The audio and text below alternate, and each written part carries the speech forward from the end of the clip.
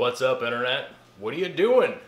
As you guys can see, I'm sitting here in front of 240 gallons worth of aquarium. I think most people that have been following the channel have been following this tank for a long time. It's gone through many incarnations, and now it is time to go through another.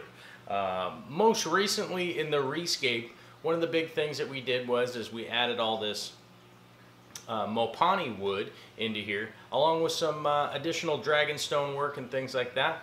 Then we went with the giant rummy nose tetras, which, as you can see, are swimming around behind me, and the school is doing quite well. But one of the things that I wasn't liking, the big distraction that I had going on, was this big carpet of pygmy chainsword that was over here in the right-hand side of the aquarium. Now, this aquarium doesn't get even though it has a lot of flow, it doesn't have a ton of flow over here in this corner, which is ultimately going to be a fairly big problem for such a big carpet of the pygmy chainsword. And you know what? First of all, I was getting a little bit of hair algae growing in it, which was starting to become a project.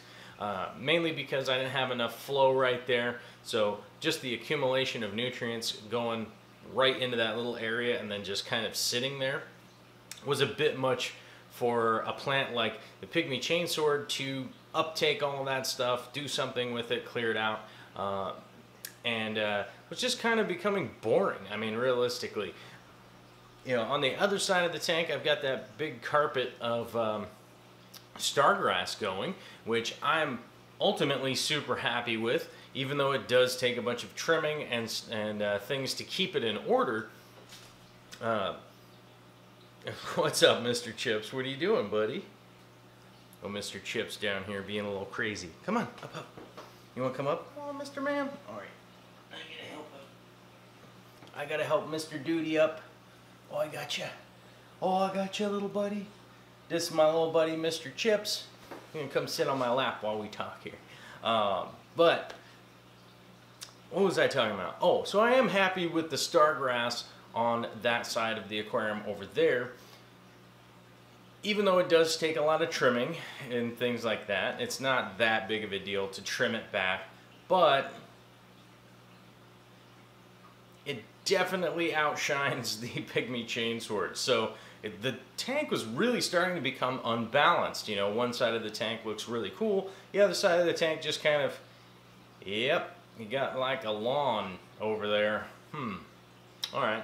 So when, you know, photographing and doing video and whatnot, as I kind of like move around, I start to realize like, wait a minute, I've got a lot of vibrant greens. I've got a lot of things going on here, and then I've got this kind of lawn over here in the corner, which would be ultimately a really great plant if it was the only thing that was at the bottom of this aquarium, but that's not the long-term plan. You know, we have some of the plants right here that we replanted the other day, the Ariocallan Vietnam, which is a really cool plant, and those aren't going anywhere. We added some pearlweed the other day also, which that certainly isn't going to go anywhere, and the stargrass is definitely going to stay. So you know, I'm ending up with this kind of situation where I don't have enough contrast, and the one thing that I do have contrasting is ultimately kind of drab looking and kind of like, you know, like an ill-maintained looking lawn.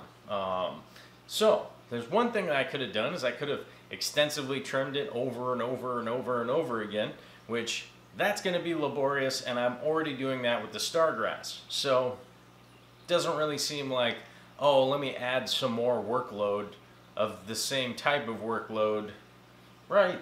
That doesn't seem like a great idea long term.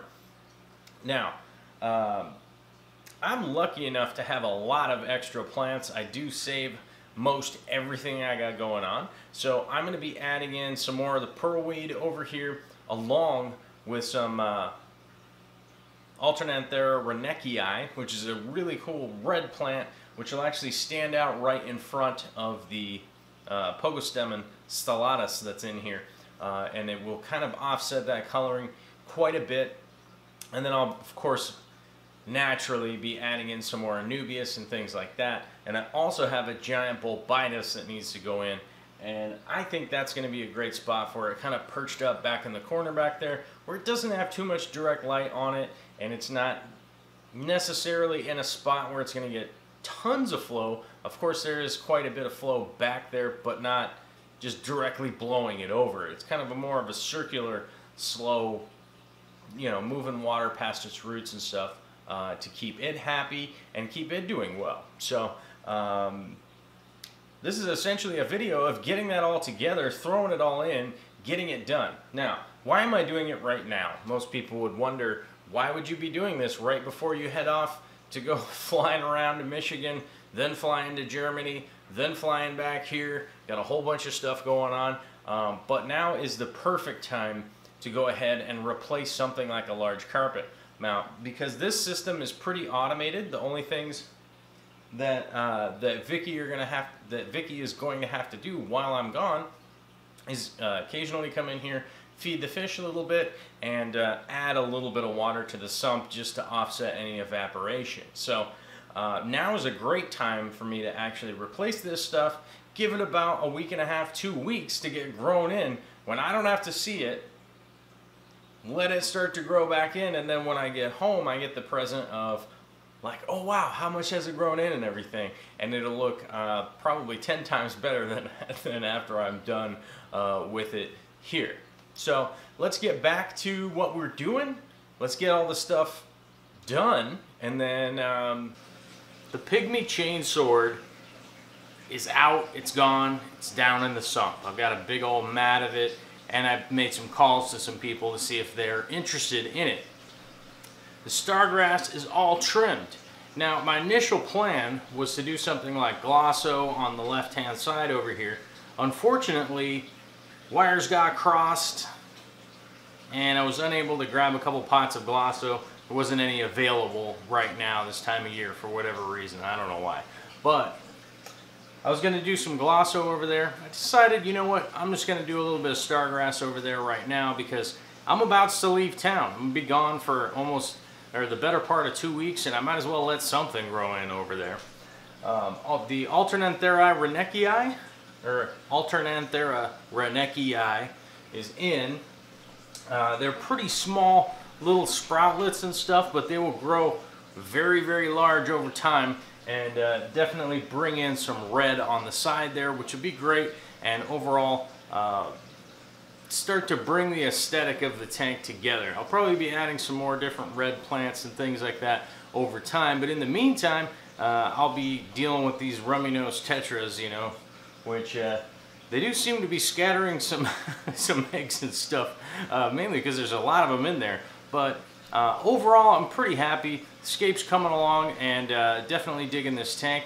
Hopefully you guys like this little update video of what's going on with the 240, and you know, just kind of showing you guys some plant techniques and stuff like that. I'll be talking to y'all later. I think it's later. I don't know.